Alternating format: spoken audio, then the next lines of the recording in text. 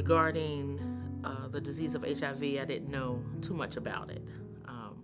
I heard a lot about it on the news, I heard a lot about it on TV stations, etc., but I didn't really consider myself as being in that population. I was a single mother. I had been married, now divorced, raising 2 teenage children, working as a professor. I donated blood, and I didn't think nothing about it. About a week later, I got a call saying that they wanted to discuss my blood donation with me. Initially, I was stunned, and I said, well, how could that happen?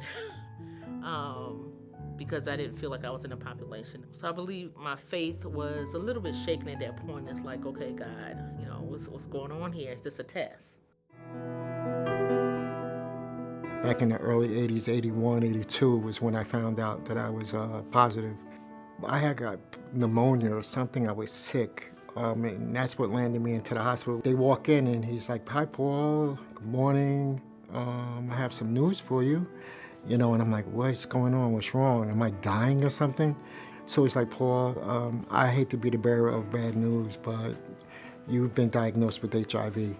It didn't hit me. I was unaware of what that consisted of. I didn't want no family members knowing about it. I didn't want anybody to know my status. I began to suppress that by drinking alcohol, using drugs back then. Before I found out my status, I worked just like anybody else. I loved my family and I went to school. Long story short, I went into the health department and found out that I had, was HIV positive. They sure make you sweat it. Just the word HIV, I remember I couldn't really get it out of my head. I didn't really know a lot about it. And stuff like CD4 count, viral load, it was just too overwhelming to really understand. I didn't really care to. My son, when I told him, he actually grabbed me. He's a big football player guy. So he grabbed me and I couldn't break loose and he just started kissing me all over my face. And that was his way of showing me, I'm not scared of you. I understand it. We're gonna fight this. My father's a minister, and he said, what are you going to do with it? I said, well, what do you mean? He said, are you going to, get angry? Are you going to live in your anger? Are you going to live in self-pity? What are you going to do with this now since you have it? And I think that was a paradigm shift for me, because at that point I decided to advocate, to get the knowledge out and to somehow erase the stigma. When I found out my status, I didn't know what was HIV.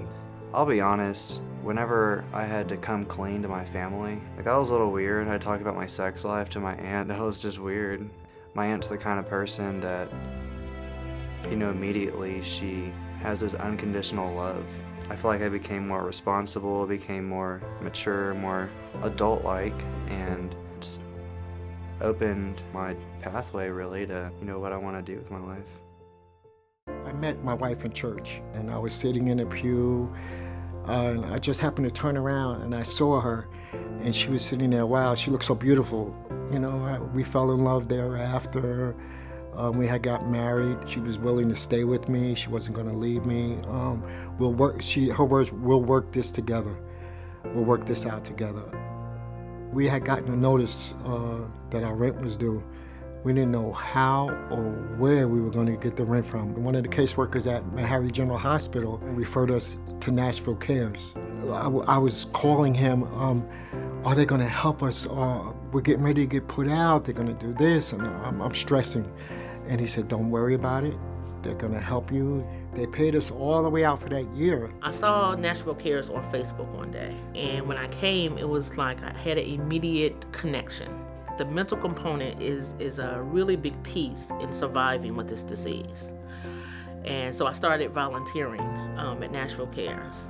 And it's been really a life-saving community for me, as far as the information, as far as helping other people and meeting people that really support me. I really like the PEERS program, all the testings that they do, things they do with the AIDS walk, just seeing how much love and care that Nashville CARES has, it's kind of inspired me to go to school to do that kind of thing, get my bachelor degree in social work, work with other people that were once like me, before HIV ever came into my life. That's what Nashville CARES kind of does. It shows that everything is connected. It's not just this is your physical and this is your mental and this is your spiritual. It connects everything together. And that's how you live successfully with this disease. If Nashville CARES was not around, I think it would be a real gap in treatment for a lot of people. My wife is gone, but Nashville CARES was really there. They stepped in just in time when I needed them. When I thought all was lost, I didn't have no door, didn't have a direction. I thank God for them. I really do. I thank God for them being there for me and for my wife. And they're there even for me still right now after my wife is gone. And today, I don't know who gave me HIV, but I've gone past that path, it doesn't really matter. HIV is, not who I am. My name is Nathan Pate, and, that's who I am. I am a strong woman. It's not all of me, but it is a major component that I have to live with. I'm gonna take this component and I'm gonna piece it together and I'm gonna live with it and I'm gonna move forward with it and hopefully help other people. Through HIV, I learned a lot. It's not a death sentence. It's a way of God getting my attention to my risky behavior that I was doing. Now that He has my attention, I don't need those things no longer. I could continue living a good life.